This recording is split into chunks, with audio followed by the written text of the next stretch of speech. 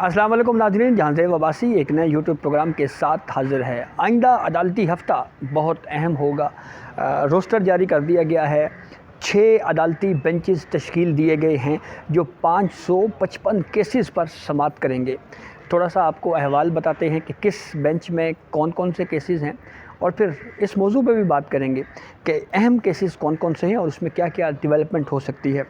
تو سب سے پہلے تو جو بینچ 1 ہے، چیف جسٹس قاضی فائز عیسیٰ، جسٹس امین الدین خان اور جسٹس عطر معین اللہ۔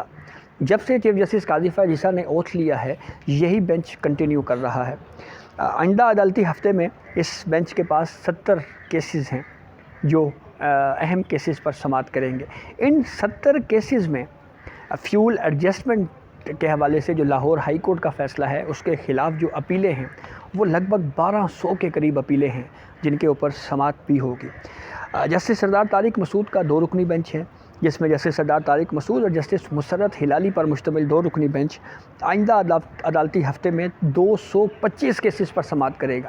سب سے زیادہ کیسز آئندہ عدالتی ہفتے بھی جسٹس سردار طارق مسعود سنیں گے۔ ہر عدالتی ہفتے میں جو سب سے زیادہ کیسز سماعت کے لیے مقرر ہو رہے ہیں وہ جسٹس سردار طارق مسعود صاحب کی بینچ میں ہو رہے ہیں۔ بہت تیزی سے کیسز سن کر ان کو نپٹایا جا رہا ہے۔ Bench 3 justice Ijaz ul Ahsan, justice منیب اختر اور جسٹس شاہد وحید پر مشتمل ہے۔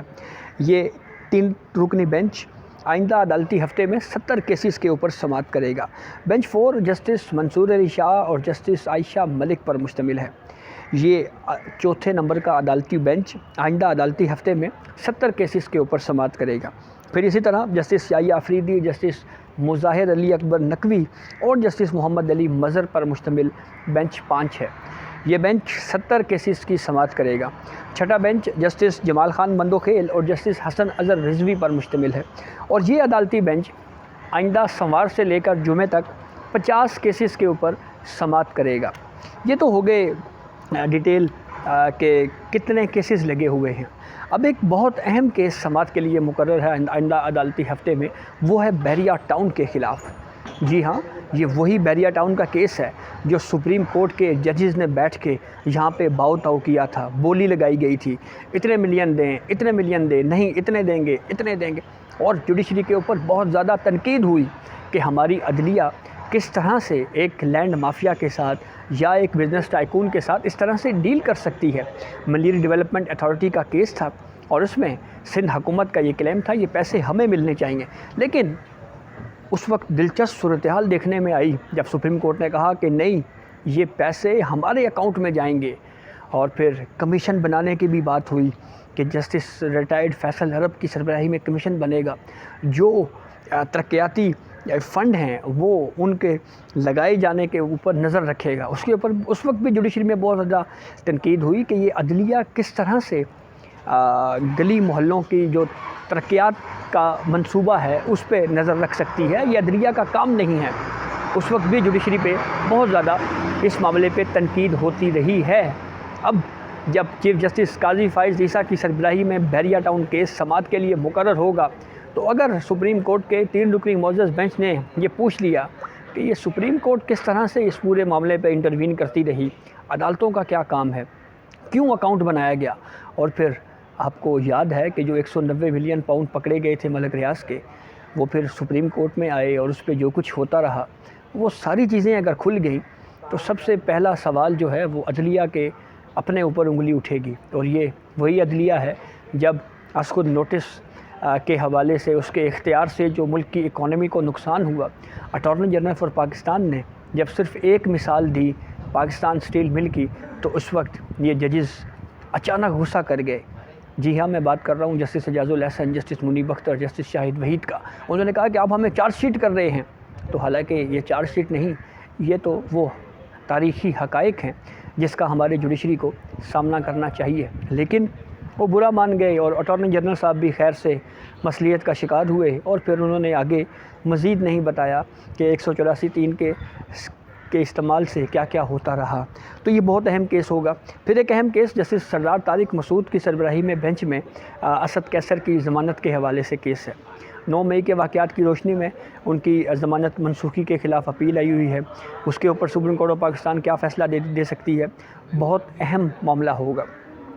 کچھ اور بھی اہم کیسز بتایا جا رہا ہے کہ آئندہ عدالتی ہفتے میں سماعت کے لیے مقرر ہو سکتے ہیں، لیکن ایک چیز تو بالکل واضح ہے کہ اب پریکٹس اینڈ پروسیجر قانون طے ہونے کے بعد چیزیں سیٹلڈ ہو چکی ہیں۔ اب سموتھلی جو ہے وہ کورٹ اپنے امور کی انجام دہی کا سلسلہ جاری رکھے گی۔ جو اہم کیسز آئندہ ہفتے سماعت کے لیے مقرر ہونے جا رہے ہیں، اب جیسے کہ نیب کے حوالے سے یہ کہا جا رہا ہے کہ نیب اپیل فائل کر رہی ہے، وہ کیس اگر فکس ہو گیا تو بہت بڑی ڈیولپمنٹ ہوگی۔ اسی طرح سے سپریم کورٹ بار ایسوسی ایشن نے جب ایسن بون صدر سے، تو انہوں نے ایک پٹیشن فائل کی تھی آرٹیکل 184(3) کے تحت کہ آرٹیکل 62(1)(f) کے تحت جو سپریم کورٹ براہ راست سیاستدانوں کو نااہل کرتی رہی ہے، اس سلسلے کو ختم ہونا چاہیے اور سپریم کورٹ ججمنٹ دے کہ کسی بھی سیاستدان کو آرٹیکل 184(3) کے تحت براہ راست ڈسکوالیفائی نہیں کیا جا سکتا۔ کیا یہ کیس بھی سماعت کے لیے مقرر ہوگا؟ یہ بہت اہم کیس ہے۔ اور پھر اس کے بعد جو بھٹو ریفرنس ہے، کیا وہ بھی سماعت کے لیے فکس ہو سکتا ہے؟ یہ بھی ایک بہت اہم ڈیولپمنٹ ہو سکتی ہے۔ اور پھر جوڈیشری کے اندر خود احتسابی کے اوپر اگر ہم بات کریں تو جسٹس مظاہر علی اکبر نقوی کے خلاف جو اوپینین ہے، جسٹس سردار طارق مسعود لیگل اوپینین دے چکے ہیں، اور اب اس کے بعد کیا اس آئندہ عدالتی ہفتے میں سپریم جوڈیشل کونسل کا اجلاس بھی بلایا جا سکتا ہے؟ یہ بھی بہت اہم سوال ہے۔ تو کیسز بہت اہم ہیں، اور بالخصوص جو ملٹری کورٹس کا کیس ہے، اس میں بھی ایک بڑا امپورٹنٹ سوال کورٹ کے سامنے ہے کہ کیا سویلین کا فوجی عدالتوں میں ٹرائل ہو سکتا ہے یا نہیں ہو سکتا، وہ اس کیس کا کیا مستقبل ہوگا، یہ بھی بہت اہم ہوگا۔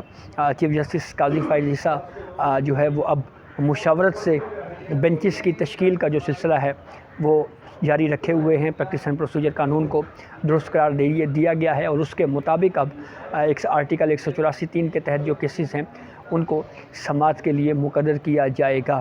پاکستان کی جوڈیشل ہسٹری میں پہلی مرتبہ ایک منصف اعلیٰ نے اپنے اختیارات کو بانٹا ہے۔ اس سے پہلے فرد واحد کا تصور چلتا رہا کہ تمام عدالتی اختیارات کا مالک فرد واحد ہی ہے، لیکن یہ چیف جسٹس قاضی فائز عیسیٰ ہی ہیں جنہوں نے اپنے اختیارات کو بانٹا ہے، اور پارلیمنٹ کی جو بالادستی ہے اس کو تسلیم کیا گیا ہے۔ آئندہ عدالتی ہفتے میں ان اہم کیسز کے اوپر کیا کیا لیٹسٹ ڈیولپمنٹ ہو سکتی ہے، یہ بہت اہم معاملہ ہوگا، اور اس پہ کیا کیا ریلیف دیا جا سکتا ہے، یہ بھی بہرحال آنے والا وقت جو ہے وہ انتہائی امپورٹنٹ ہوگا۔ لیکن ان تمام ایشوز پہ ایک چیز بالکل واضح ہے کہ جو زیر سماعت کیسز ہیں، پینڈنگ کیسز، ان کی بھی تعداد ہے۔ سپریم کورٹ میں مقدمات اندراج بھی بہت تیزی کے ساتھ ان کا اندراج ہو رہا ہے، بہت کیسز ہر روز عدالتوں میں آتے ہیں۔ اگر 100 کیس فرض کریں، عدلیہ اگر نپٹا رہی ہے، ان کیسز کو سن کر فیصلہ کر رہی ہے، تو جو کیسز اندراج کا جو ریشو ہے وہ اس سے ڈبل تقریباً ہم کہہ سکتے ہیں۔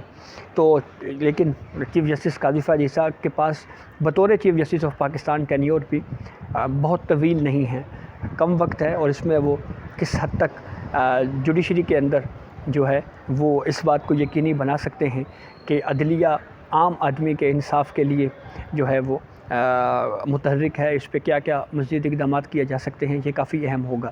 تو یہ اب تک کی اپڈیٹ تھی جس سے ہم نے آپ کو آگاہ کیا۔ بہت شکریہ۔